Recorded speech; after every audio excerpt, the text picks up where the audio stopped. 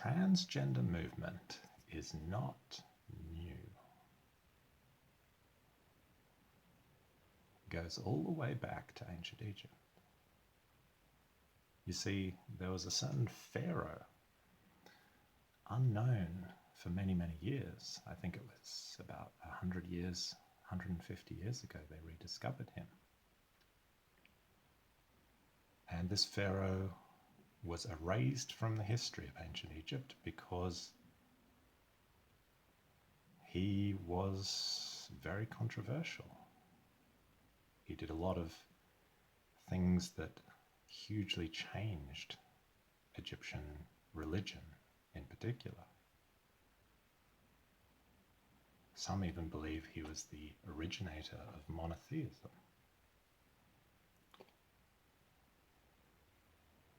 But there's a lot of mystery tied up in this stuff. Why was he erased from history by the Egyptians themselves? And what does he have to do with transgenderism? You see, many of you probably think, transgenderism is a modern thing.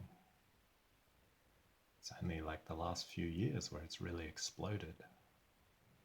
And suddenly everybody seems to want to talk about it and normalize it.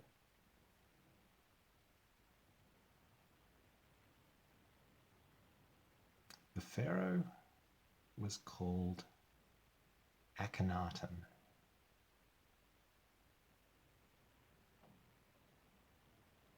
And depictions of Akhenaten are very curious. He had himself depicted with breasts and with wide feminine kind of hips. And yes, he was a male, we know that.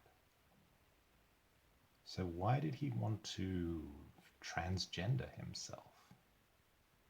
What was that about? A lot of ancient mysteries are tied up in this question. There are a lot of mysteries here. Was Akhenaten really some kind of androgynous person, like an intersex person? We know he had children. So that seems somewhat unlikely. He was the most powerful man in the world in his time, and he took it upon himself to change the religion in ancient Egypt entirely into the first recorded instance of monotheism. The cult of Aten, it was called. And it was essentially the worship of the sun, called the Aten disk, or sun disk. Akhenaten banned all the other religions, all the other temples. Some might say because they had become too wealthy and too powerful. That was where he really got this idea from. He declared himself to be the incarnation of this one true God, Aten.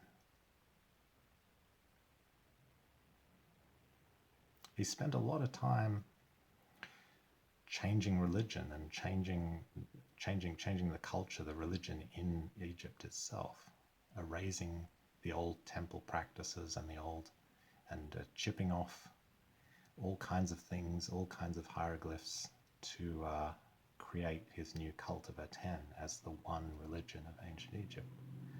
But it seems he wasn't a very good statesman. He seemed to neglect the duties of a ruler.